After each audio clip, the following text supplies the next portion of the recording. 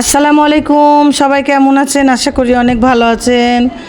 আজকেও প্রতিদিনের মতো রান্নাঘরে চলে আসলাম, মাছটা ভেজে নিব। তো আমার নিজেরই হাসি পাচ্ছে যে আজকেও মাছ রান্না দেখাবো আপনাদেরকে। তো মাছটা কিভাবে রান্না করব, আজকে অন্যভাবে রান্না করব। ভিডিওটা কেউ স্কিপ করবেন না, ভালোভাবে দেখবেন। সজনের ডাঁটাগুলো কিভাবে রান্না করি সেটাও দেখবেন। আর মাছ রান্না কালকে করেছি অন্যভাবে, আজকে রান্না করব আরেকভাবে। মাছগুলো দেখে দেখে আপনাদের খেতে মন যাবে যে এইভাবে আমিও রান্না করি।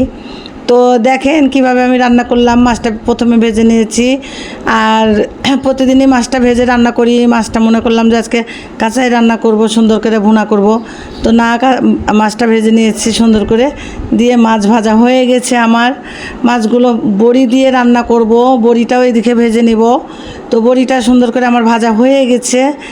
কুমড়োর বড়ি, এটা হাতে বানানো বড়ি, কিন্তু আমার নিজস্ব বানানো না, আমার ভাইয়ের শ্বশুরবাড়ি থেকে দিয়েছিল সেই বড়ি। তো বড়িটা দিয়ে রান্না করেছিলাম মাছের তরকারিটা। বড়িটা দিয়ে রান্না করব মাছটা। আমি এদিকে মশলা কষাই নিচ্ছি, হলুদের গুঁড়া, মরিচের গুঁড়া, সব লবণ টবণ সব দিয়ে দিলাম। দিয়ে মশলাটা কষিয়ে নিব ভালো করে।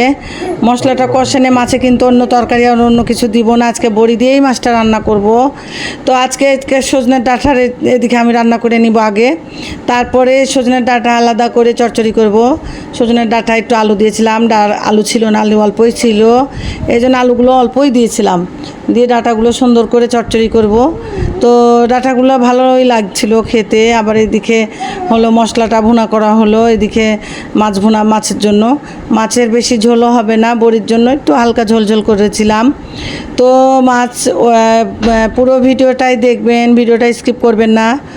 আর কিভাবে আমি রান্নাটা করি, এই রান্নাটা আপনারাও করে খেয়ে দেখবেন একবার, যে স্বাদ কেমন লাগে। আমার কাছে কিন্তু ভালোই লেগেছিল, ডাঁটার তরকারিও ভালো লেগেছিল, মাছের ঝোলের তরকারি বড়ি দিয়ে এটাও কিন্তু খেতে ভালো লেগেছিল। তো আপনারাও একটু ট্রাই করে দেখবেন যে হ্যাঁ, আমার মতো করে রান্না করে একবার। আর আপনারা তো সবাই কম বেশি সবাই রান্না করা জানেন। তো যেভাবে আমি রান্না করেছিলাম এভাবে রান্না করবেন। অনেকে তো রান্না করে অনেক অন্যরকমভাবে, অনেক অন্যরকমভাবে, যে যেরকম রান্না করে, যে যেরকম মনে যায়। হ্যাঁ, তো আমার মন চায় যেভাবে ওভাবে আমি রান্না করি, আপনাদের মন চায় সেভাবে আপনারা রান্না করেন। কিন্তু আজকের রান্নাটা দেখবেন, দেখে রান্না করবেন যে আমি কিভাবে রান্না করেছি। আর লাইক কমেন্ট করবেন, যারা নতুন আছেন তারা সাবস্ক্রাইব করে রাখবেন, লাইক কমেন্ট করে সাবস্ক্রাইব করে রাখবেন। নতুন নতুন ভিডিও পেতে গেলে এগুলো সাবস্ক্রাইব করে রাখবেন আর কমেন্টস করবেন। এই যে আমি ঝোলের পানিগুলো দিয়ে দিলাম মাছের তরকারিতে।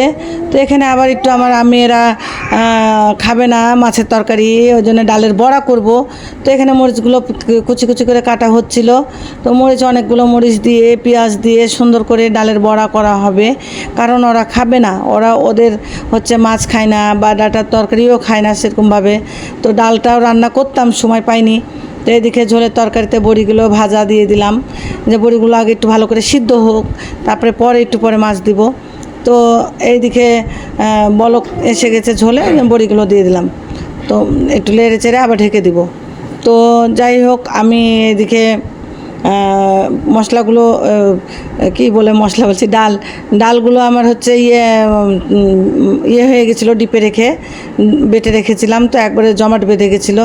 তো কী করব, তাড়াহুড়া করে আবার ডালগুলো একটু ইয়ে করে নিলাম। আর এদিকে ডাল দিয়ে সুন্দর করে আবার জিরা একটু গুঁড়া দিয়ে দিলাম, তরকারি হয়ে গেছে। তো এইভাবে রান্না করি। তো আপনারা রান্না করে কীরকমভাবে রান্না করেন ডাঁটার চচ্চড়ি। এইদিকে আবার হলো বড়ার জন্য তেল চাপাই দিয়েছি। আমাদের জায়ানবাবু চিল্লাচ্ছে, জায়ানবাবু একটুতেই চিল্লায়। আমি যখন ভয়েস দিই তখন এরকম করে, ভয়েস দিলেই কথা বলে। হ্যাঁ, আপনাদের সাথে আপুরা, আপনারাও একটু কিছু মনে করবেন না, আপনাদেরই জায়ান। যাই হোক, আপনাদের জায়ান বাবু। তো এইদিকে তেলটা আমার কারেন্টের চুলায় চাপিয়ে দিয়েছি। তো সবাই সাবস্ক্রাইব করে রাখবেন, নতুন যারা আছেন। পুরাতন যারা আছেন তাদেরকে তো অসংখ্য ধন্যবাদ, নতুন যারা আছে তাদেরকেও ধন্যবাদ। আমার সাবস্ক্রাইব করে রাখবেন, ভিডিওটা দেখবেন, পুরোভাবে দেখবেন। ডালের বড়াটা আমি সুন্দর করে কিভাবে করি, হ্যাঁ, সব কিছু পেঁয়াজ মরিচ দিয়ে দিলাম। আর এইদিকে ডালের বড়াটাও আমি এইদিকে কারেন্টের চুলাতে করে নিলাম। ওইদিকে তো আমার দুটা তরকারি হচ্ছে, এইদিকে আমার ডালের বড়াটাও হবে। তো সব মিলিয়ে আমার রান্নাটা কেমন হবে বা কেমন হয়েছে আপনারা কমেন্ট করবেন। আপুরা কেমন কমেন্টস করেন না, ভাইয়া কমেন্টস করেছিল আর একটা ভিডিওতে, মাছের তরকারি রান্না করেছিলাম ডাঁটা দিয়ে, বলছে আপু নতুন আপনার কাছে রান্নাটা শিখলাম বা নতুন দেখলাম, এরকমভাবে খেয়ে দেখবো কেমন হয়েছে। তো আমি পানসে ডাঁটা দিয়ে মাছ দিয়ে আমি একটু ঝোল করেছিলাম। তো এক ভাইয়া কমেন্টস করেছিল, তো ওরকম আপু ভাইয়ারা কমেন্টস করবেন, দেখবেন মাছ রান্নাটা কেমন বড়ি দিয়ে। হ্যাঁ, আপনারা বড়ি দিয়ে রান্না করে খেয়েছেন নাকি? তো আমি মাছগুলো দিয়ে দিলাম, মাছ ভাজাগুলো দিয়ে দিলাম তরকারির ভিতরে। তো একটা একটা করে সব দিয়ে দিব। তো মাছের তরকারিটা বেশি ঝোল করিনি, অল্প ঝোল হয়েছিল। তো এইদিকে আমি আবার ডাঁটা তো হয়ে গেছে, মাছটাও হয়ে যাবে, আর বড়াগুলো তো ওদিকে হচ্ছে। তো ভাত আমার রান্না হয়ে গেছে। তো জায়ানবাবুকে আর কি বলবো বলেন, আমাদের জায়ানবাবু খুবই চিল্লায়, কথা যখনই ভয়েস দিব তখনই চিল্লাবে। তো আপুরা সবার কেমন আছেন একটু কমেন্ট করে জানাবেন। আপুদের অবস্থা কেমন, কে কীভাবে রান্না করে খেয়েছেন একটু অবশ্যই জানাবেন। কী দিয়ে রান্না করে আপনারা খেয়েছেন আমাকেও একটু জানাবেন, বা আপনাদেরও একটু নতুন নতুন যদি যাদের চ্যালেঞ্জ আছে তাদেরকেও আমি সাবস্ক্রাইব করে রেখেছি, বা লাইক কমেন্ট করি, আমারটাও করবেন, পাশে আপনার থাকবো, আমার পাশে আপনারা থাকবেন।